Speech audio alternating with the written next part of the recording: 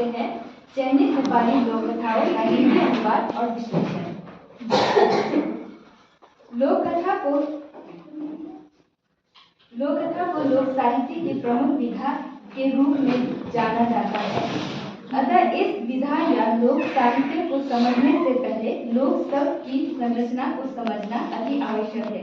लोक शब्द किसी भावुकता या दैनिक पूर्वाग्रह से निर्मित कोई सामाजिक मानवीय विमर्श या लाभ नहीं है, बल्कि उसकी उपस्थिति उतनी ही प्राचीन है जितना कि मनुष्य स्वयं। लोक साहित्य के क्षेत्र में लोक कथा सबसे महत्वपूर्ण विधा है। इस विधा में जितना सृजन हुआ है शायद ही लोक साहित्य की किसी दूसरी विधा पर हुआ होगा। लोक कथा शब्द दो शब्दों से मिलकर बना है, लोक और कथा। कथा में लोक शब्द जुड़ जाने से लोक कथा की संख्या प्राप्त करता है, जिससे एक विशेष अर्थ जन्म कथा का बोध होता है। प्रस्तुत शोध प्रबंध चयनित नेपाली लोक कथाओं का हिंदी अनुवाद और विश्लेषण। इस विषय में लोक कथा के विविध आयामों को समझने का प्रयास किया गया है। अध्ययन की सुविधा के लिए प्रस्तुत शोध प्रबंध को 5 अध्यायों में बांटा गया है। प्रथम उपाध्याय नेपाली समाज और नेपाली भाषा सामान्य परिचय। इस अध्याय को 2 उपाध्यायों में बांटा गया है। पहला उपाध्याय नेपाली समाज का सामान्य परिचय, जिसमें नेपाली समाज का सामान्य परिचय प्रस्तुत करते हुए नेपाली समाज के खान पान, वेशभूषा, रहन सहन, पर्व एवं त्योहार, संस्कृति, सामूहिक जीवन पद्धतियों, स्त्रियों की दशा आदि का अवलोकन किया गया है। बदलती हुई परिस्थितियों के कारण इसमें कई बदलाव आए हैं। इससे कुछ बदलाव सकारात्मक है तो कुछ नकारात्मक है। नकारात्मक बदलाव से तात्पर्य यहाँ रूढ़िवादी मान्यताओं एवं सोच से है। वहीं सकारात्मक बदलाव में शिक्षा का बड़ा योगदान रहा है, जिससे समाज में एक जागरूकता दिखाई पड़ती है, जिससे नेपाली समाज प्रगतिशील बना है। दूसरा उपाध्याय है नेपाली भाषा का उद्भव विकास। इस अध्याय में नेपाली समाज के उद्भव एवं विकास की यात्रा को रेखांकित किया गया है। नेपाली भाषा की उत्पत्ति भारतीय भाषा परिवार के सोर्सेनी होते हुए खग, गोरखा और नेपाली की भाषा बनने की यात्रा तय करती है। परंतु कुछ विद्वानों ने गोरखा भाषा को नेपाली भाषा की प्राचीनता को लेकर मतभेद दिखाई देता है। गोरखा भाषा को प्राचीन मानते हुए प्रमुख भाषा विज्ञान के विद्वान भोलानाथ तिवारी जी लिखते हैं, शासकीय स्तर पर गोरखा भाषा के लिए नेपाली शब्द का प्रयोग 1932 के बाद हुआ है। कुछ विद्वान नेपाली भाषा की निकटता राजस्थानी से भी बताते हैं। सूर्य विक्रम ज्ञापाली इस मत के समर्थक रहे हैं। प्राचीन खग जाति के साथ नेपाली भाषा का कोई संबंध नहीं है। उसके विचार से राजपूताना के राजपूतों ने नेपाली में राज्य बनाकर राजस्थानी भाषा चलाई थी। नेपाली भाषा राजस्थानी से मिलती जुलती है। इससे यह निष्कर्ष निकलता है कि नेपाली भाषा की परिवर्तन की प्रक्रिया रही है, जो मानव समाज के विकास के साथ साथ निरंतर आगे बढ़ती चली जा रही है। इस शोध प्रबंध का दूसरा अध्याय है लोक कथा। इस शोध प्रबंध का द्वितीय अध्याय लोक कथा का स्वरूप विवेचन है। इस अध्याय को 2 उपाध्यायों में विभाजित किया गया है। पहला उपाध्याय है लोक कथा की परिभाषा और स्वरूप। इसके अंतर्गत लोक शब्द की लोक कथाओं की परिभाषाओं का वर्णन करते हुए लोक कथाओं के प्रकार, मौखिक परंपरा और तत्व आदि पर विभिन्न विद्वानों में मतभेद विद्वानों के मतानुसार प्रकाश डाला गया है। लोक कथाओं का स्वरूप जनमानस की भाषा, भावनाओं एवं जीवन के अनुभवों से जुड़ा होता है। इसे काल्पनिक पात्र के माध्यम से मनोरंजन के साथ साथ सामाजिक मूल्य एवं लोक जीवन की झलक भी दिखाई पड़ती है, जो समाज में आम जनता की आस्था, विश्वास, मान्यताएं आदि को पीढ़ी दर पीढ़ी मौखिक परंपरा के माध्यम से आगे बढ़ाती है। इस अध्याय के दूसरे उपाध्याय लोक कथा का वर्गीकरण प्रस्तुत किया गया है, जहां अनेक विद्वानों द्वारा किए गए लोक कथाओं की वर्गीकरण को प्रस्तुत किया गया है।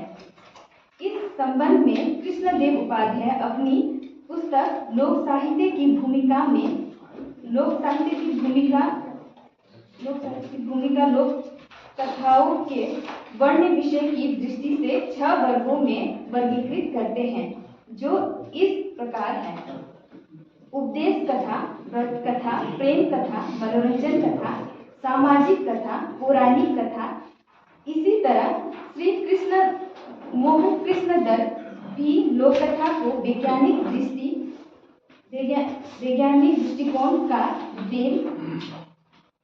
दृष्टिकोण देते हुए 6 वर्गों में विभाजित करते हैं।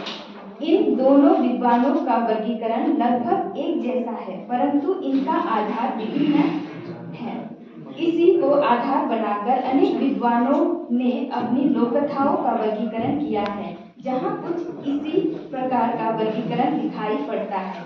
इन सभी विद्वानों ने किसी न किसी रूप के कथ्य, उद्देश्य, पात्र, क्षेत्र आदि को आधार बनाया है। इससे यह स्पष्ट होता है कि लोककथाओं का क्षेत्र बड़ा होने के कारण इसे किसी एक दृष्टिकोण के आधार पर वर्गीकृत नहीं किया जा सकता। इस शोध प्रबंध का द्वितीय अध्याय है चयनित नेपाली लोककथाओं का हिंदी में अनुवाद। इन अध्यायों में कुल 29 लोककथाओं का नेपाली में हिंदी अनुवाद किया गया है। ये लोककथाएं अभी 2 लोककथाओं संग्रह से लिया गया है। इसमें पहला लोककथा संग्रह पुष्प शर्मा जी द्वारा रचित गोलसिमल है, जो उपमा प्रकाशन कालेपुंग में वर्ष 2021 को प्रकाशित हुआ है। इस संग्रह के कुल 14 लोककथाएं हैं, जो निम्नलिखित है। पहला है ओढ़लन ओढ़ सुन के श्री मैया, स्वर्ग जाने सीढ़ी, सुमिरमान र पारुहम, रोंगित और रंगुनी, 29 रघुराज को प्रेम कथा, गोलसिमल, आती को बांसुरी को धुन, पांडा की को मोहम, सुनेरी रश्मि मजेरो, आपको रूप को जन्म, विवाह को प्रस्ताव, पोशाकधारी राजकुमार को इसको 2 भागों में बांटा गया है। बूढ़ो बाबू पालने तोतरे को। वहीं दूसरा लोककथा संग्रह गद्य लोककथा है। इसे लेखक ललित चंद सिजापति, इसका प्रकाशन बाबू माधव प्रसाद शर्मा, दूध विनायक, वाराणसी 1999 को हुआ है। इस कथा संग्रह में कुल 15 लोककथाएं हैं, जो इस प्रकार है: जीवनो मानिस, कुकुरलाई मासु बेच्ने, धर्म र पाप कहाँ, 4 रत्न, जस्तालाई त्यस्तै, पितृ रोगको औषधि, लोभी र चट्टु, देख्ने अन्धो, निन्द्रा साधन, काल भोजन, स्त्रिया ताडन, स्वाधीन महाराज, टीचा धुजा, तोरी पुल्यो गाउँ, ज्वाइन मेरो नाउँ, ज्ञान बटा फाइदा, चट्टु बच्चु और परचट्टु, 4 चोर कुन हो, सपना को प्रेम। इस प्रबंध का चतुर्थ अध्याय है चयनित नेपाली लोककथाओं का विश्लेषण। इस अध्याय को 6 उपअध्यायों में बांटा गया है। इसके अंतर्गत 29 चयनित लोककथाओं का विश्लेषण किया गया है। इस अध्याय को इस अध्याय का प्रथम उपाध्याय है चयनित नेपाली लोककथाओं में अभिव्यक्त समाज का विश्लेषण, जहां नेपाली लोककथाओं में नेपाली समाज विभिन्न पक्षों का चित्रण किया गया है, जिसमें हम निम्नलिखित बिंदुओं के माध्यम से विश्लेषित किया गया है। नैतिक मूल्य। नैतिक मूल्यों को लोककथाओं की एक प्रमुख विशेषता माना जाता है, जो प्रत्येक लोककथा में प्रत्यक्ष या अप्रत्यक्ष रूप से विद्यमान रहते हैं। चयनित नेपाली लोककथाओं में भी समाज के लिए महत्वपूर्ण नैतिक मूल्य की शिक्षा दी गई है, जहां आदर्शों, सिद्धांतों, शिक्षाओं एवं अच्छाई और बुराइयों के बीच संघर्ष का वर्णन मिलता है। बूढ़े पिता को फेंकने वाला पुराना डोको कथा में नैतिक मूल्य को संदेशशील समाज के महत्वपूर्ण तत्वों के रूप में उद्घाटित किया गया है। इस लोककथा में एक बेटे को अपने ही पिता बूढ़े होने पर बोझ लगने लगता है और वो उन्हें पहाड़ से नीचे फेंकने के लिए डोको, जो लकड़ी धोने वाला टोपी होता है, में रख कर अपने बेटे के साथ जाता है, परंतु जब उसका बेटा उसी का अनुकरण करते हुए उसे भी बूढ़े होने पर डोको में रख कर फेंकने की बात करता है, तो अपनी गलती का एहसास होता है। तब उसकी आंखें खुल जाती है और उसका हृदय परिवर्तन हो जाता है। दूसरा बिंदु है जातीय भेदभाव। जातीय भेदभाव में समाज में व्याप्त जातीय भेदभाव का चित्रण दिखाई पड़ता है, जहां न केवल मनुष्य अपितु पशु, पक्षी, पेड़ पौधे आदि को एक प्रतीक के रूप में विभिन्न जातियों एवं वर्गों में बांटा दिखाई देता है। जाति प्रथा मानव समाज की एक पौराणिक सामाजिक व्यवस्था है, जिसे एक और तो समाज को व्यवस्थित किया है, तो दूसरी ओर असमानता और भेदभाव को बढ़ावा दिया है। उत्तीस रघुराज की प्रेम कथा में मनुष्य के साथ साथ पेड़ पौधे और फूलों में भी रंग रूप के आधार पर भेदभाव दिखाई पड़ता है। इन दो फूलों को आधार बनाकर दिखाया गया है। यहाँ रंग रूप एवं जातीय अंतर के कारण इसका आपस में विवाह नहीं हो पाता। यह कथा प्रत्येक रूप से समाज की जातीय व्यवस्था के यथार्थ को दिखाते हैं। मानवेतर समाज में भी उसके विस्तार कल्पना लेखक द्वारा की गई है। स्त्री की दशा। चयनित लोककथाओं स्त्री का चित्रण विविध रूपों में दिखाई पड़ता है, जहाँ कहीं वो देवी रूप में पूजी जाती है, तो कहीं उसको राक्षसी बनाकर तबाही मचाते हुए दिखाया गया है। कहीं स्त्री माँ के रूप में वात्सल्य के सराबोर, तो दूसरी ओर सौतेली माँ के रूप में असंवेदनशील। इन लोककथाओं में स्त्री की उपेक्षित है, तो कहीं पितृसत्तात्मक समाज की जातियों की शिकार दिखाई पड़ती है।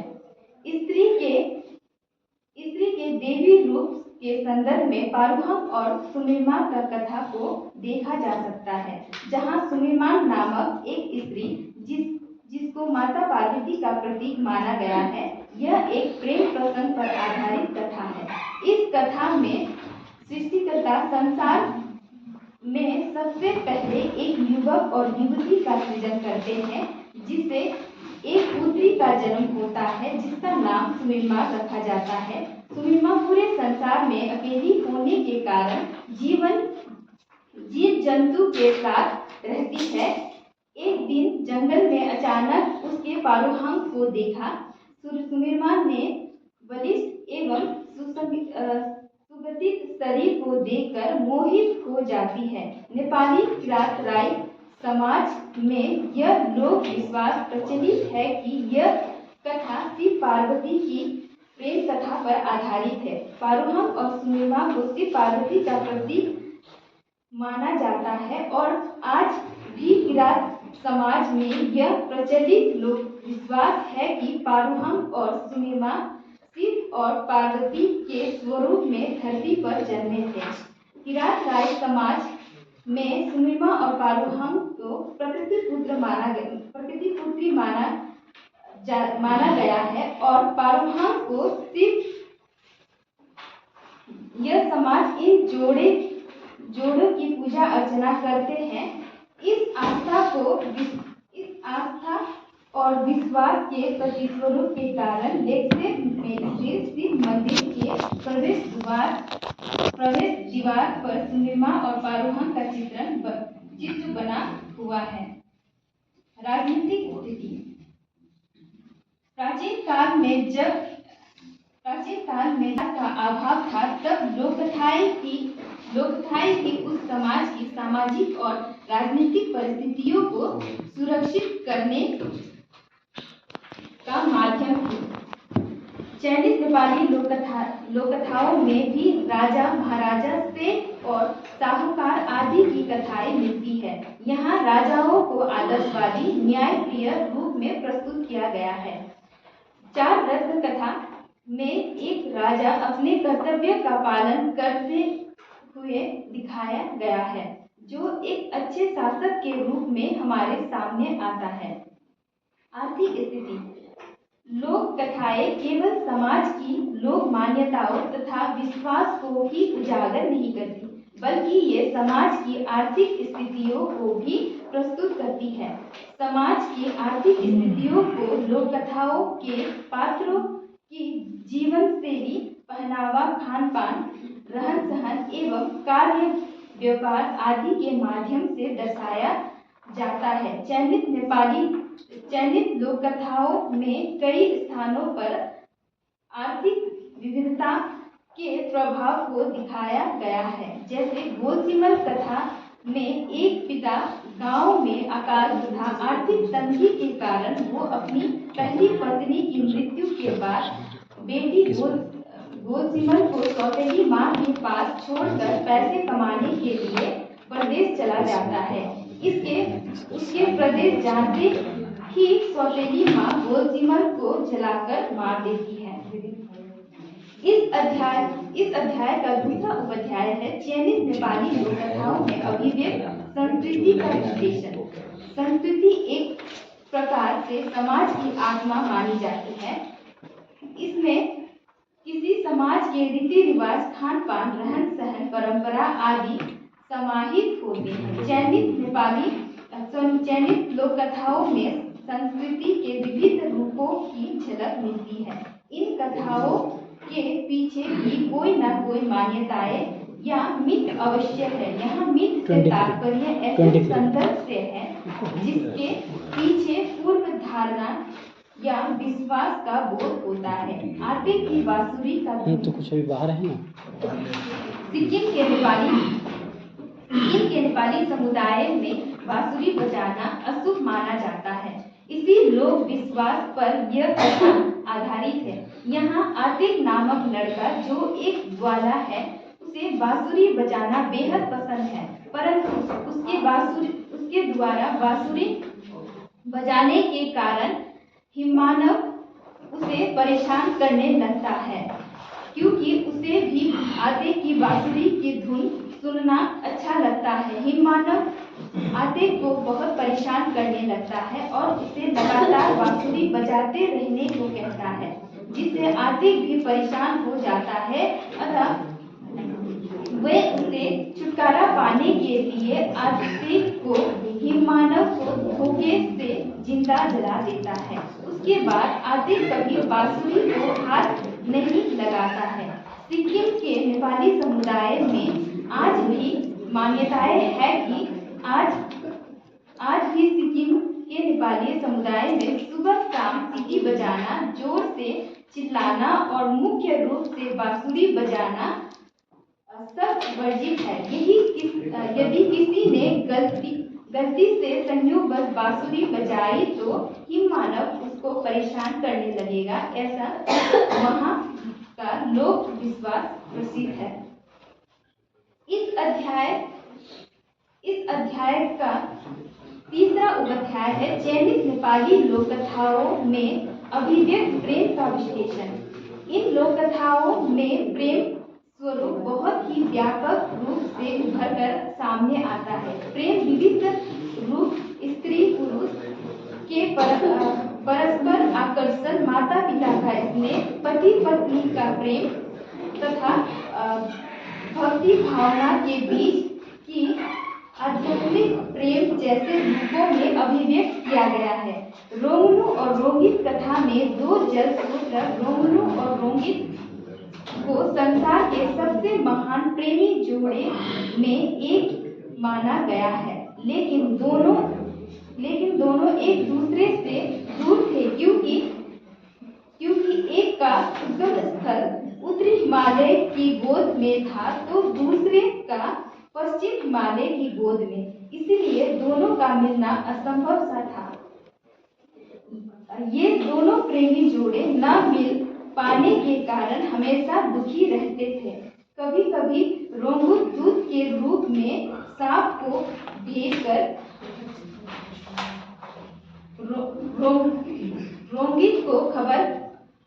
रोंगित की खबर पूछ लिया करता था, तो वहीं रोंगित भी पक्षी को भेजकर अपने प्रेमी की हालचाल पूछा करती थी। इस अध्याय का चतुर्थ उपाध्याय है चयनित नेपाली लोक कथाओं में अभिव्यक्त धर्म का विश्लेषण, जहाँ हिंदू धर्म के प्रति आस्था का भाव प्रमुख रूप से उभरकर सामने आता है। सुमिरमा और पारुहम की कथा में किरात समाज में पारुहम और सुमिरमा को शिव पार्वती का प्रतीक मानकर उनकी पूजा अर्चना करते हैं, तो वहीं स्वर्ग जाने वाली सीढ़ी कथा में एक दरामदीन नामक गांव का वर्णन है, जो हर तरह से संपन्न गांव था। इस गांव की यह संपन्नता सिंह मंडल नामक एक महान संत के वर्षों की तपस्या एवं भक्ति भावना का परिणाम था, जिसे प्रसन्न होकर उसके इष्टदेव ने उनको यह वरदान दिया कि उसका गांव हर तरह से संपन्न रहेगा। इसके साथ ही धार्मिक कथाओं में व्यक्ति को लोभ, मोह और अहंकार से दूर रहकर दया, करुणा, सत्य और परोपकार की नैतिक भावना को भारतीय संस्कृति मूल्य की ओर प्रेरित करती है। इस प्रकार इन लोक कथाओं में भक्ति को केवल ईश्वर उपासना की एक पद्धति मात्र नहीं मानकर जीवन और समाज को बेहतर बनाने वाली शक्ति के रूप में देखा गया है। इस अध्याय के पंचम उपाध्याय में चयनित नेपाली लोक कथाओं में अभिव्यक्त जादू टोना का विश्लेषण है, जहाँ अलौकिक और चमत्कारी तत्वों को प्रमुखता से दिखाया गया है, जिससे कथा में रहस्य, रोमांच और रोचकता बनी रहती है।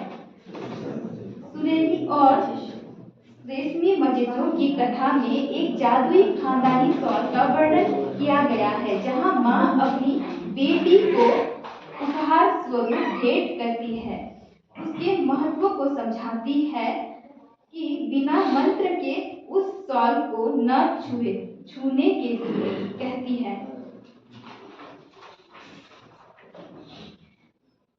इस अध्याय का छठा उपाध्याय है चयनित नेपाली लोक कथाओं में अभिव्यक्त प्रकृति एवं पशु पक्षी का विश्लेषण। इस उपाध्याय में प्रकृति एवं पशु पक्षी का विश्लेषण मुख्य पात्र के रूप में भी हुआ है, जहां उसमें मानवीय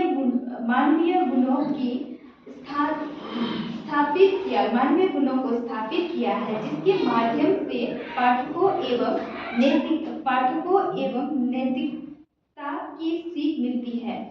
प्रकृति को मनुष्य का संबंध, प्रकृति और मनुष्य का संबंध आत्मा और शरीर की तरह है।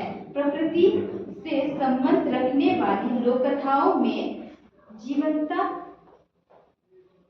प्रतीकात्मकता और नैतिकता का आग्रह है। ये लोक कथाएं प्रकृति के संवेदनात्मक, धार्मिक और सांस्कृतिक रूपों को सहेजकर पीढ़ी दर पीढ़ी आगे बढ़ाती है। इस प्रबंध का पंचम अध्याय चयनित नेपाली लोक कथाओं में हिंदी अनुवाद की समस्याएं हैं। इस अध्याय को 2 उपाध्यायों में बांटा गया है, जहां नेपाली भाषा से हिंदी भाषा में अनुवाद करने की प्रक्रिया में आने वाली समस्याओं का उदाहरण किया गया है। इसमें शब्द रूपांतरण की समस्या प्रमुख है, जहां नेपाली भाषा के शब्द रूप हिंदी में अलग होते हैं, जिससे उसका सीधा शब्द अनुवाद करने पर वो शब्द अनुवाद अर्थहीन हो जाते हैं। उदाहरण के लिए नेपाली भाषा में हो से तात्पर्य हाँ या है होता है, जबकि हिंदी में हो का प्रयोग सहायक क्रिया के रूप में होता है। वहीं ल वर्ण का भी अर्थ ठीक या ठीक है के रूप में प्रयोग किया जाता है। वहीं हिंदी में ल केवल एक वर्ण है। इस प्रकार के अंतर से अनुवादक को भ्रम होने की संभावना रहती है। इसका सीधा शब्द अनुवाद हिंदी में करना व्याकरणिक रूप से उचित नहीं है। उच्चारण की समस्या।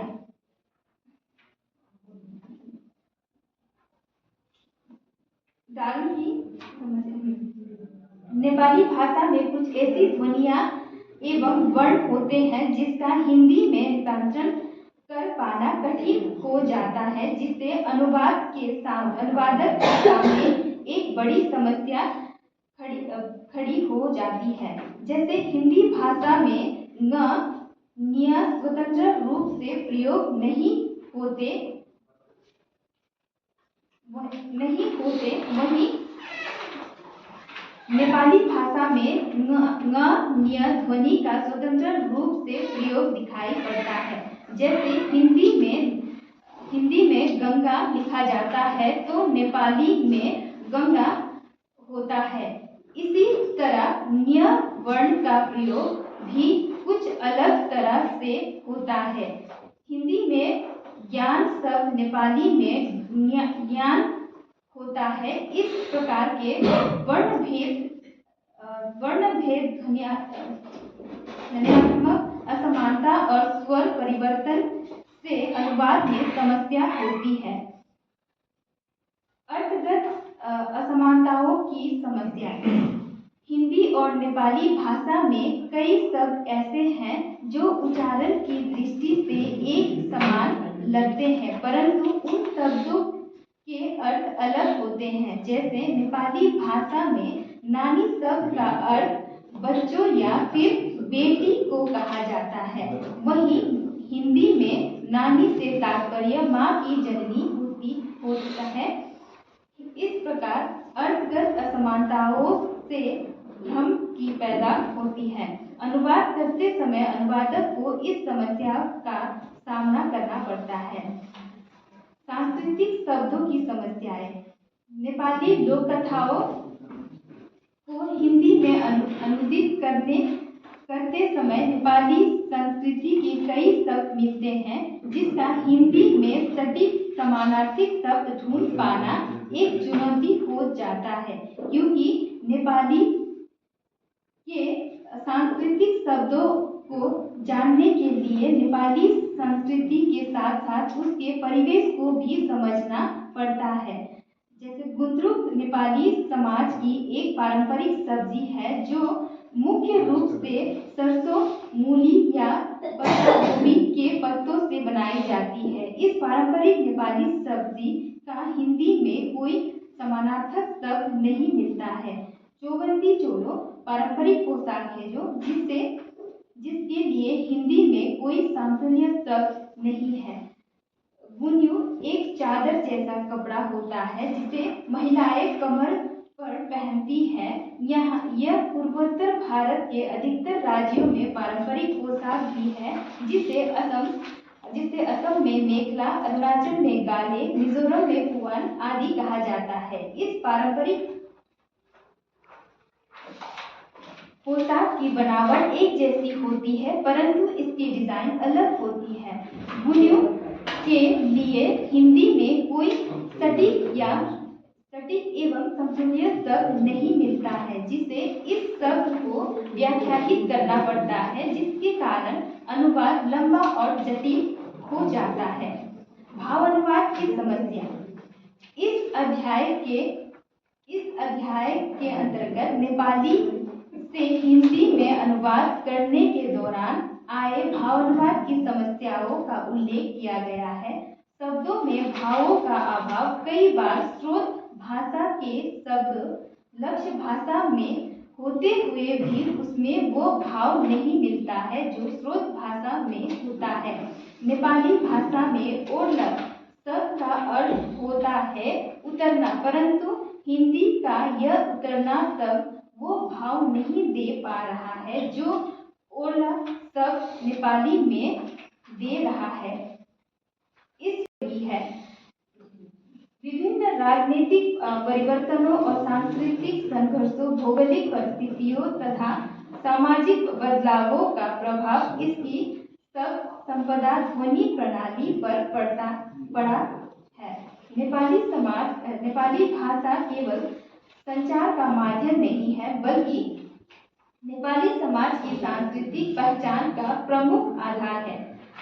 अंततः कहा जा सकता है कि नेपाली समाज और नेपाली भाषा एक दूसरे के पूरक है और दोनों मिलकर सांस्कृतिक चेतना तथा ऐतिहासिक निरंतरता को मजबूत प्रदान करते हैं। लोक साहित्य में लोक कथाओं का स्थान अत्यंत महत्वपूर्ण है। ये लोक कथाएं केवल मनोरंजन का साधन नहीं है, बल्कि समाज के लोक मान्यताओं, लोक अनुभव, भावनाएं एवं लोक कल्पनाओं का सजीव चित्रण है। यह सदियों से पीढ़ी दर पीढ़ी मौखिक रूप में विकसित होती चली आ रही है। ये लोक कथाएं किसी एक लेखक या कवि द्वारा नहीं लिखी होती है। इन लोक कथाओं की उत्पत्ति का स्रोत गांव बस्ती पर्व त्योहार आदि में पाया जाता है, जिसे हमारे दादी नानी वो पूर्वज कथा के रूप में प्रस्तुत करते हैं। लोक कथाएं किसी भी समाज की सामूहिक स्मृति होती है। इसे समाज की परंपराओं, रीति रिवाज, देवी देवताओं की भक्ति आराधना, जातीय संघर्ष आदि की प्रस्तुति होती है। चयनित कथाओं में प्रकृति एवं पशु पक्षियों का वर्णन करते हुए मनुष्य और प्रकृति के बीच एक गहरा संबंध दर्शाया गया है। इसमें नैतिक मूल्य के वे तत्व निहित होते हैं जो मनुष्य को मनुष्य बनाते हैं। यह लोक कथाएं हमारी संस्कृति को जीवित रखने वाली तथा पीढ़ी दर पीढ़ी इसको स्थानांतरित करने वाली होती है। ये लोक कथाएं हमारे सांस्कृतिक मूल्यों, परंपराओं और हमारी धार्मिक चेतना से हमारी पहचान कराती है। इन लोक कथाओं को बुराइयों पर अच्छाई की विजय, झूठ से समक्ष सत्य की सत्ता को स्थापित किया गया है। ये लोक कथाएं जनमानस को यह संदेश देती है कि मनुष्य, प्रकृति, पशु पक्षी और जीव जंतु सब हमारा समाज है। इसमें सभी के मंगल की कामना है। इससे ही पूरी दुनिया का संतुलन बना हुआ है। इसी लोक कथाओं में निहित संदेश साफ है कि जब मनुष्य प्रकृति या पशुओं के साथ अन्याय करता है तो वो स्वयं अपने विनाश का कारण बनता है। अनुवाद एक जटिल प्रक्रिया है जो विशेषज्ञता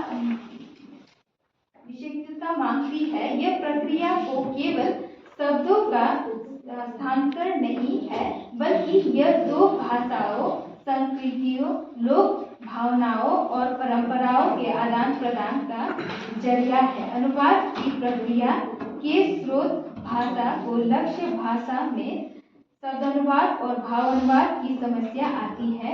जब स्रोत भाषा के किसी शब्द को भाषीय का विश्लेषण करना चाहिए। फिर पांचवा जादू टोना अलग से उपाध्याय रखते हैं। ये अलग कैसे है संस्कृति से, ये मैं जानना चाह रहा हूँ। भाई हम तो जो संस्कृति की परिभाषा पढ़े उसमें धर्म भी है, जादू टोना भी है, आपने अलग रखा तो कुछ तो सोचा होगा, ये मैं जानना चाहता हूँ। सर ये पहले तो जब मैं टॉपिक डिसाइड की तो इतना ध्यान में नहीं आया कि ये लूँ, लेकिन बाद में जब मुझे विश्लेषण करने को मुझे भी लगा कि ये सब संस्कृति के अंतर्गत आए, तो ये मेरे लिए अनुवाद की एक समस्या आई है। अनुवाद में तो बात ही नहीं कर रहे, तो विश्लेषण में बात कर रहे हैं। अनुवाद तो पहले आप कर ही चुके हैं। विश्लेषण जो आपने किए हैं, आपने कैटेगराइजेशन किए हैं, आपने विश्लेषण के जो बिंदु रखे हैं वो स्पष्ट है आपके जो स्रोत। मुझे जो लगता है, मेरा तो ये सुझाव है कि जादू टोना धर्म तो अलग नहीं संस्कृत से। अब प्रकृति पशु पक्षी चित्रण अगर तीसरा उपाध्याय रखना क्या कर सकते हैं, और बाकी प्रेम को कहीं तो डाल दीजिएगा।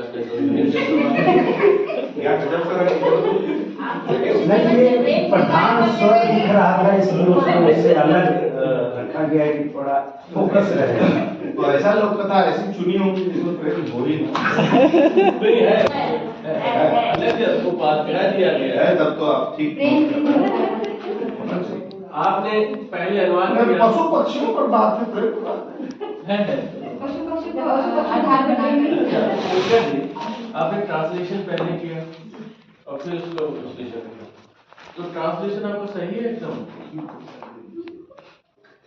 कहानी का जो ट्रांसलेशन है वो आपने नेपाली पढ़ी, आप नेपाली जानती हैं, आपने इसमें लिखा कि हम नेपाली जानते हैं। अच्छा ठीक, मतलब आपने लिखा है, भाई जब तीसरे जो पढ़ेगा वो कैसे समझेगा कि आप नेपाली जानते हैं? कहीं समझ ले क्या भाड़ा पे किसी पर लिखा है तो नहीं, पर बाई बर्थ में नहीं पाए। वो बाई बर्थ अब ये कृतिका विश्वकर्मा हमारे यहाँ यूपी में भी पाई जाती होंगी। ये नाम एक नहीं बताता है कि आप नेपाली हैं। ना श्योर रहेगा तब वो यूपी से है, ये सॉन्ग है तो ये सर एक बात बोलना चाह रहा हूँ, जो यूपी में जो लिखते हैं ना सर, वी वाला लिखते हैं। हाँ, वी वाला। लेकिन जो नेपाली में लिखते हैं वो बा वाला लिखते हैं। बंगाली में भी बा वाला है। और नहीं, यूपी में श भी है, यूपी में श है। इंग्लिश में तो बी से लिखती हैं, हिंदी में वो से लिखती है। बंगाली नेपाली उड़िया में वहाँ का नाम सही लिखा हुआ है, पढ़िए। बा है, बी है। किसने लिखा है ये? आपने लिखा है? नहीं, लेकिन आप खुद ही अपनी कॉपी में विश्वकर्मा लिखते थे। नहीं हम नहीं, ये इंग्लिश में सर मैं बी करती हूँ, लेकिन कृतिका जी हमारा जो ओरिएंटेशन तो गलती इंग्लिश वाला है कि हिंदी वाला? दोनों कैसे सही होगा? अगर आप इंग्लिश में बी लिखते हैं जो ऑफिशियल है आपका, तो फिर हिंदी में आप बी लिखिए, है ना? कृतिका जी हमारा जो हम जो कह रहे हैं वो जनरल चीजें हैं। नहीं, जैसे आप बाकी आप और सर पहले काम कर चुके हैं, जो सुधार करना वो करेंगे। एक सामान्य व्यक्ति जब आपके थीसिस पढ़ेगा, हो सकता है हिंदी का ना हो या हिंदी का भी हो, तो उसको कैसे विश्वास होगा कि आपने जो ट्रांसलेशन हिंदी में किया नेपाली कथाओं का, उसमें हम आगे काम बढ़ाएं, क्योंकि आपने विश्लेषण किया है यहाँ पर। हो सकता है दूसरे चश्मे से और विश्लेषण करना चाहे, तो आपके अनुवाद की वैधता कैसे स्थापित की जाए,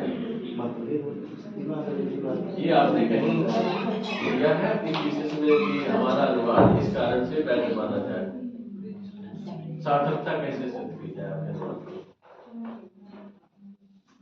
मैं कोई ऐसा नहीं कर रहा जो आपने नहीं किया, आपने किया है वो। मैंने भूमिका में आप ये जिक्र कर दीजिए कि मैं स्वयं नेपाली हूँ और नेपाली भाषा में अध्याय में एक्सेप्ट में भी करना है।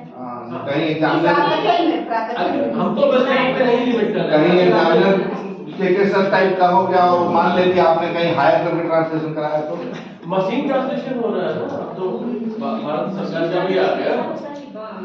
नहीं, भारत सरकार का भी आ गया है अनुवादनी एप्लीकेशन, AI से कर लेते हैं। तो जो साहित्य में अनुवाद है और अगर सामान्य भाषा जो जैसे ऑफिस की भाषा है उसका अनुवाद मशीन कर सकती है, साहित्य का नहीं कर सकती है। तो आपके जो भावनात्मक आपका व्यक्तित्व है वो नेपाली में और हिंदी में दोनों एक जैसा होगा तभी हो सकता है ना वो साहित्य का अनुवाद। तो कथाओं को कथा ही रहने दिया है कि आपने उसको इतिहास बना दिया है, ये कैसे पता चलेगा? तो अनुवाद की सार्थकता के लिए अपना सेल्फ डिक्लेरेशन कहीं भी प्रीफेस जो होता है थीसिस का वहाँ या फर्स्ट चैप्टर में या अनुवाद शुरू करने से पहले एक पैराग्राफ में डालिए कि हमें नेपाली जो शोध छात्रा है वो नेपाली समुदाय से आती है, उसका नेपाली का ज्ञान ऐसा है, इस तरह से ना। घर में आप लोग नेपाली में बात करती हैं? नहीं तो फिर या तो ये दिखाई कि करती हैं, मम्मी से किस भाषा में बात करती हैं? या तो फिर सुपरवाइजर नेपाली आती थी। करती हैं कि यहाँ बोल रही हैं? नहीं करते हैं सभी। तो आप सीधे लिखिए कि हमारी मातृभाषा नेपाली है। जब करती हैं तो लिखिए कि मेरी मातृभाषा नेपाली है। इसीलिए तो कहते हैं थर्ड चैप्टर रखिए जहाँ पर ये सब चीजें डाली जाए। तो दूसरी चैप्टर तो है ही। आपने दो ग्रंथ जो लिए हैं, जो एक बनारस में पब्लिश हुआ, एक नेपाल में शायद के पब्लिश हुआ, जो आपके मुख्य सोर्स हैं उनका रेफरेंस तो आपने दिए ही नहीं। सर थर्ड चैप्टर दिया है, थर्ड चैप्टर याद नहीं, मतलब रेफरेंस आपने लास्ट में वो संदर्भ उनका भी रेफरेंस सूची में डालना चाहिए आपको। और जो मुझे जानकारी है कि आपके स्कूल का MLA स्टाइल फॉलो किया जाता है, MLA में भी वही प्रश्न ये सब नहीं दूसरा स्टाइल फॉलो करता है, मैं पूछ चुका। हम लोग हिंदी डिपार्टमेंट स्टाइल। और जब आपने 5वें अध्याय में हिंदी और नेपाली में अनुवाद की समस्याओं पर चर्चा की है, तो सारी समस्याएं ही बताई जहाँ तक मैं सुना हूँ। दोनों में संबंध क्या है, उसमें सहजता कहाँ तक है, ये चीज पे चर्चा की। कुछ फायदा भी तो हुआ होगा, नेपाली और हिंदी का संबंध है। नेपाली में बहुत सारे ऐसे शब्द हैं जो हिंदी में मिलते तो हैं। वो जो आसानी जहाँ आपको एज ए शोध छात्रा हुई, उस चीज का भी तो जिक्र आना चाहिए, तभी तो आप बैलेंस रहेंगे। नहीं तो आप एक तरफ से कठिनाइयाँ बता रहे हैं, समीक्षा और जो आलोचना है, जिस तरह की जो शोध ही अपने आप में जो हिंदी उसमें बैलेंस रहना या बैलेंस अपने आप को दिखाना जरूरी होता है, तभी तो आपका शोध होगा, नहीं तो क्रिएटिव राइटिंग मान लिया जाएगा। चैप्टर की मेरा समस्या है तो मैंने ज्यादा समस्या पर फोकस किया। समस्याएं समाधान वो हिंदी पढ़ने वाले सर मेरी तरफ से इतना ही। धन्यवाद सुषमा जी। मैडम सुषमा और दावा दोनों की सिनॉप्सिस का जब पैटर्न है सेम है ना, तो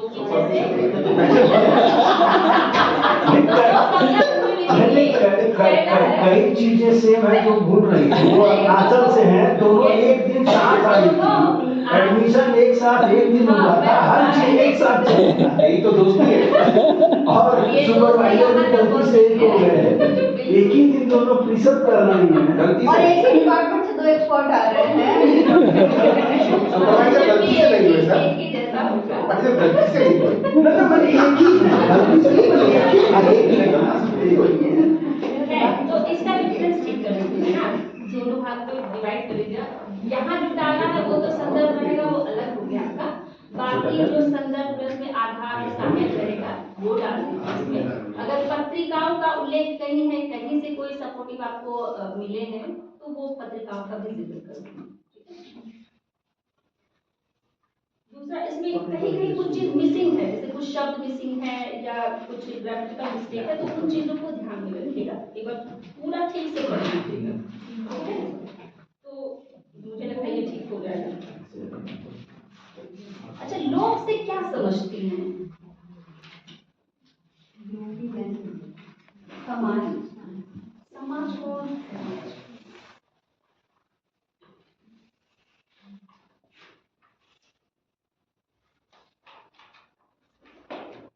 जन जो लोग समाज नहीं मतलब इसमें शहरी ग्रामीण सभी लोग आ जाएंगे, लोग में या किसी खास पर्टिकुलर के लिए हम लोग शब्द का इस्तेमाल करेंगे। जो ग्रामीण है ज्यादातर शहर वाले कहाँ जाएंगे, उसको क्या कहेंगे? लोग से बाहर जो लोग हैं, खैर इसको डिफाइन नहीं, समझिए, आपने लोग पर कोई चैप्टर लिखा है ना, इसमें तो आप उसमें परिभाषा वैसा दी होंगी यही मेरा प्रश्न था जो मैं ठीक तो है। ये बताना चाहिए कि उन्होंने ये परिभाषा ये दी है। हजारी प्रसाद द्विवेदी कहते हैं कि जो शिक्षित और शहरी वर्ग है वो लोक में नहीं लिखी है ना, तो लिखी है तो वो बताना चाहिए, यही पूछ रहे हैं। लोक की परिभाषा किस संदर्भ में है, इसको थोड़ा आप अगर लिखी है तो वही करना है, कुछ खास नहीं, ठीक है? कब जमा करना है? अच्छा ये बताइए क्या कृतिका, ये जो आप लोक कथाओं का यहाँ नाम दी है ना, तो ये तो ठीक है, लोक कथाएं जो टाइटल है वो हमको लगता है इसमें हिंदी का भी अनुवाद करके डाल देंगे तो अच्छा रहेगा समझने में, है ना? वो इसका दोनों में जैसे कुछ चीज समझ में आ रही है, मतलब पढ़ सकते हैं, लेकिन हिंदी वाला अनुवाद जो आपने किया है इसमें ना, इसको ब्रैकेट में कर देंगे तो फिर हाँ वो बिल्कुल, ये जो आप दी हैं 14 या 15 जो भी लोक कथाओं दोनों का में नाम, इसमें भी डालिए ना, इसका ब्रैकेट में हिंदी टाइटल को ट्रांसलेट किए कि नहीं? किए ना? तो उसको नहीं किए तो कर दीजिएगा। टेबल बना दो, तो यहाँ ब्रैकेट में सब में डालिए, नेपाली नाम हिंदी नाम। और थीसिस में भी ऊपर जहाँ लिखेंगी ऊपर टाइटल, कोई भी कहानी अनुवाद करेंगी तो ऊपर नाम देंगी कहानी का, तो ऊपर नेपाली वाला दीजिए, फिर ब्रैकेट में हिंदी वाला भी दीजिए। वो डाल दीजिएगा तो सही रहेगा, ठीक है? अच्छा, ये मुझे एक चीज समझ में नहीं आई, लोक कथाओं में क्या इस पक्ष पे जातीय भेदभाव के पक्ष पे बातचीत होती आई है? जातीय मैम एकदम से डायरेक्ट नहीं, जातीय भेदभाव का जो संदर्भ जुड़ता है वो आप समझ रही है ना, तो क्या उस ढंग से लोक कथाओं में आएगा, उस समय ये चीजें थी क्या? जातीय से क्या समझ रहे हैं, पहले ये बताइए। यहाँ स्पष्ट नहीं है। क्योंकि जातीय शब्द जो है ना वो नेशनैलिटी वाले अर्थ में भी आता है, और अगर कास्ट के अर्थ में है तो फिर वो जातिगत होना चाहिए। तो अगर आप कास्ट के अर्थ में लिख रहे हैं तो पहले तो शब्द सुधार लीजिए, फिर वो जातीय नहीं जातिगत लिखिए, और तब मैडम का क्वेश्चन वैलिड है। अगर आप जातीय रखती तो मैडम का क्वेश्चन इनवैलिड हो सकता था कि हाँ दो विभिन्न जातियों नेशनैलिटीज का कॉन्फ्लिक्ट तो दिखाई पड़ता है लोक कथाओं में, लेकिन क्या आपको नेपाली लोक कथाओं में कास्ट कॉन्फ्लिक्ट दिख रहा है? ये कुछ नहीं है। पता नहीं पत्रिका देखना, तुम ये जातिगत है या प्रजातिगत है? एक बार क्योंकि अंदर जो आपने जिक्र किया है जिस वो प्रतीक उसके के हाथ से माध्यम से नहीं ये है। बात उठा रही है ना, वो थोड़ी अलग यहाँ पशु पक्षी पेड़ पौधे प्रकृति से संबंधित है, लेकिन ये वो अर्थ नहीं दे रहा, वही तो ये है, ठीक कीजिए। जातिगत स्पीसीज कॉन्फ्लिक्ट है कि कास्ट कॉन्फ्लिक्ट है? नहीं, वो नहीं अलग के आधार पर भेदभाव दिखाया जा रहा है ना कि लोग जैसे एक रेफरेंस जो हमको याद है कि जैसे दो फूल हैं और उनमें या तो प्यार है या तो शादी की बात आ रही है, लेकिन उनका कलर दो अलग अलग है, इसलिए उनमें शादी नहीं हो सकती। तो कलर अब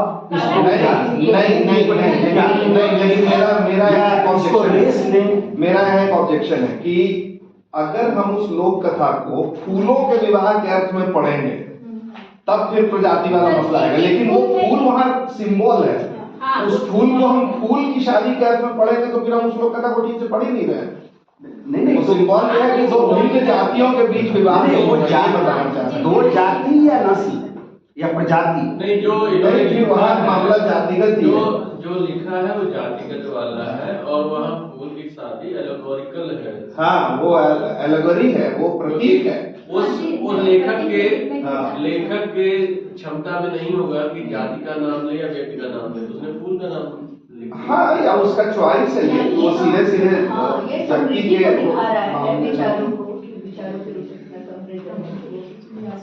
साहित्य वैसे भी प्रतीकों का इस्तेमाल साहित्य में सीधे सीधे बोलना होगा तो लेख लिखेगा। उसी संदर्भ में बोल रही हूँ, शायद बात मैं ठीक है।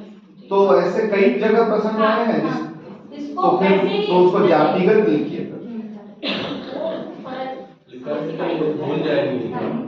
नहीं, वैसे इन लोक कथाओं में राजनीतिक स्थिति भी दर्शाई गई है, आर्थिक स्थिति भी दर्शाई गई है। ये चीजें मतलब ये सारे टर्न जो है बाद के हैं, उन लोक कथाओं में ये इस तरह की चीजें आई हुई है क्या? कैसे एक इसको चीज हम identify मैडम बस करेंगे? एक सेकंड हम आपको रोक रहे हैं बस इसलिए कि आप जो सब पूछ रहे हैं ना उसका इससे संबंध है। ये आप जो लिखी है कृतिका लोक कथा संग्रह जो भी है इसके लेखक ललित जंग सीजापति हैं।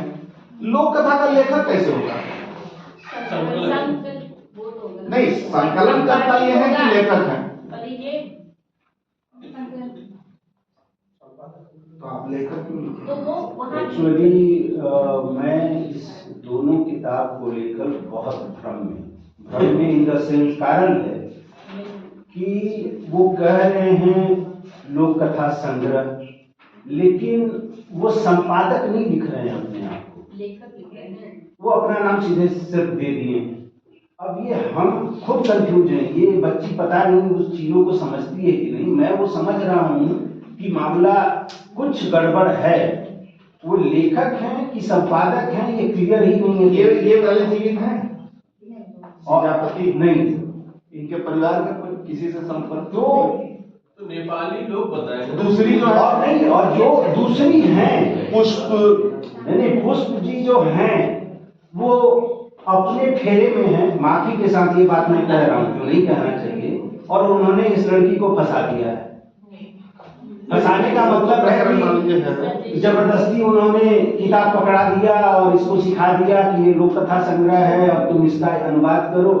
अब हम नेपाली पढ़ नहीं सकते, ये लेके आए तो हम मान लिए कि लोक कथा संग्रह होगा। अब मामला उन्होंने उलझा दिया है और वो ये क्लियर नहीं कर रही। तो सर सर्वे कर लीजिए। अरे भैया सर्वे कराओ। नहीं उनसे आप पूछी है कि मैम ये लोक कथाएं हैं जिसका आपने कलेक्शन किया है कि ये आपकी लिखी हुई कहानियां हैं? उन्होंने लिखा अपने दादी नानी से सुन के लिखा। दादी नानी से सुन के लिखा है तो ये संग्रह किया है ना, लिखा कैसे? लेखक तो ओरिजिनली जो लिखेगा वो तो आप देखिए फिलहाल आपके साथ एक सेफ एस्केप क्या है कि आप लेखक उनको कहीं मत लिखिए। लेखक लिखेंगे तो मामला फंस जाएगा। नहीं लेखक नहीं लिखे मान लीजिए, लेकिन उन्होंने खुद उस किताब में कहीं संपादक, जैसे भाई किताब के नीचे टाइटल के नीचे लिखे संपादक, ये तो क्लियर हो जाता। उन्होंने ऐसा कुछ नहीं लिखा। मान लीजिए वो नहीं लिखा वो ठीक बात है, लेकिन अगर नहीं लिखा तो हमको लगता है उस किताब के बारे में बताना चाहिए। जो बताओ लिखित का एक लिमिटेड अर्थ है इसमें प्रयोग किया गया होगा ना, पहले अलिखित थी जब लिख नहीं वो नाम चाहे जैसे दिया हो उसके ऊपर लेखक लिखा हो कि संपादक लिखा हो उससे मतलब नहीं है। अगर वो लोक कथा है तो वो संकलन, और जैसा आप बता रहे हैं कि दादी नानी से सुन के लिखी है, तो लेखक का मतलब ये थोड़ी होता है कि कलम से जो लिख दिया उसको लेखक हो जाएगा। लेखक का मतलब है जिसकी चेतना की वो उपज है वो लेखक है। तो ये उनकी चेतना की उपज तो है नहीं, ये तो कलेक्शन है। हर लोक कथा का जो सो कॉल्ड लेखक कलम से लिखने वाला होता है वो इसी तरह से उसका कलेक्शन करता है, वो किसी से सुन के लिखता है। तो जो किताबें हैं उसमें कथन में कहीं लिखा है कि दादी नानी कहानियां हैं, तो ठीक है उसमें लिखा है ना दादी नानी से, हाँ तो ठीक है कलेक्शन है फिर। और इसको भी ये लेखक शब्द कहीं इस्तेमाल मत कीजिए, क्योंकि अगर वो लेखक है तो फिर ये लोक कथा नहीं है।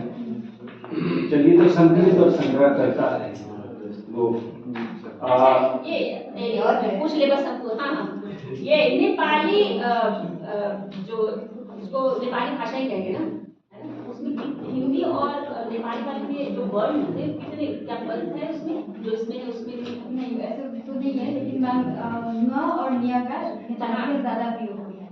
नेपाली में नहीं अच्छा है। जी अक्षर कितने होता है नेपाली? देवनागरी में लिखी जाती है।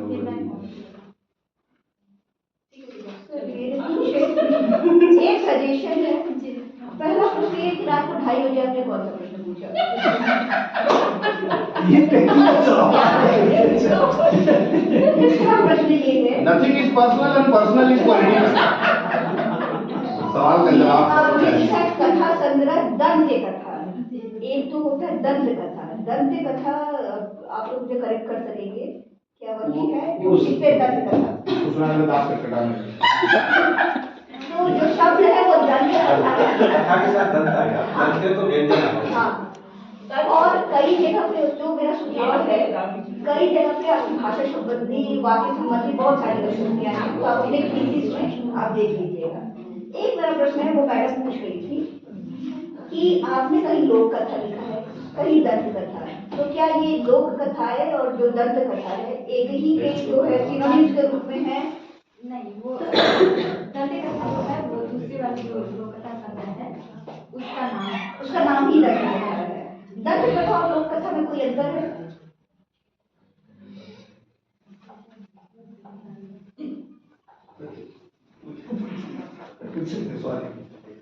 अच्छा, और जो मैम का प्रश्न था कि लोक कथा हमारे लोग जो है और वो, तो अगर हम कोई आंचलिक कहानी लिखें तो क्या हम उसको लोक कथा में रखेंगे, और अगर नहीं रखेंगे तो क्यों नहीं रखेंगे, और रखेंगे तो क्यों रखेंगे?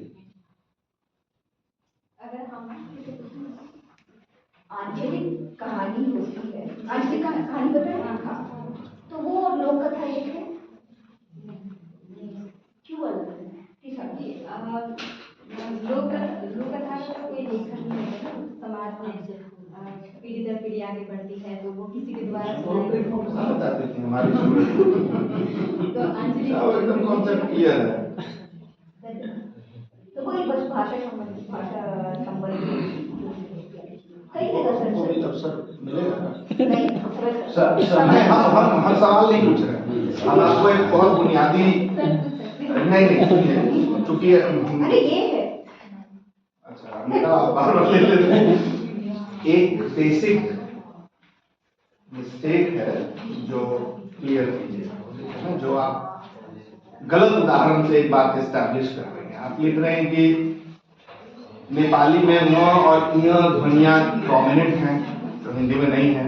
उसका उदाहरण आप दे रही हैं कि जैसे हिंदी में गंगा लिखा जाता है, वहीं नेपाली में गंगा म के साथ हिंदी में भी लिखा जा सकता है।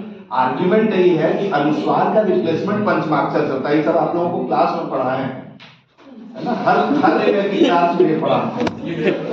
तो ये जो पंचमाक्षर से रिप्लेसमेंट वाला उदाहरण देखिए, अगर आप ये बात करेंगी कि हिंदी में गंगा अनुस्वार के साथ लिखा जाता है, नेपाली में अ के साथ लिखा जा रहा है, ये वैलिड एग्जांपल नहीं होता। अगर अ का साउंड प्रोमिनेंट है, जैसे मिजो में है, तो वहां आ रहा है, वहां से शब्द नया शुरू हो रहा है, मूरी है ना, मूरा। तो क्या नेपाली में ऐसा कोई साउंड है जो जहां प्रोमिनेंट है? अगर वो है तब आप ये बात कहिए। खाली अनुस्वार का रिप्लेसमेंट अगर अ से हो रहा है, तो ये देवनागरी और हिंदी भाषा की प्रकृति है, व्याकरण तो नेपाली और हिंदी में दोनों सेम है, वही ठीक है। तब वो शब्दानुवाद की समस्या हो। तो ये पूरा पैराग्राफ जो है उसका ठीक कीजिएगा, नहीं तो आप बाद में आइएगा, हम आपको समझाएंगे इसको कि मसला क्या है। अभी चूंकि समय भी कम है, तो एक और इम्पोर्टेंट बात क्वेश्चन मार्क लगाया था, बस हाँ ये जो है, अच्छा नहीं यही गंगा, ठीक है। हाँ ये जो है, अब एक आप कह रही हैं कि ये वाले में व्याकरणिक समस्या में नेपाली में तिमी आओ न कहा जाता है, जिसका हिंदी अनुवाद तुम आओ किया जाता है। नेपाली में इसमें आग्रह और विनम्रता का भाव होता है, जो आप कह रहे हैं कि हिंदी में नहीं है। तो आपने न छोड़ दिया, तिमी आओ न, तो हिंदी अनुवाद करते हुए तुम आओ न क्यों नहीं बोल रहे हैं? और जब आप तुम आओ न बोलेंगे तो उसमें वो विनम्रता और वो आग्रह भी आ जाएगा जो तिमी आओ न में आ रहा है। नहीं, तिमी आओ बोलते हैं कि नहीं नेपाली में? तिमी आओ माने तुम आओ। तो जो न एक है इसमें, जिससे विनम्रता और आग्रह इस वाक्य में शामिल हो रहा है, उसको आप ट्रांसलेट करते समय उड़ा दीजिए। अब बोलिए कि इसमें विनम्रता और आग्रह नहीं हो पाया। अच्छा, उसमें आपके लिए कोई शब्द है नेपाली?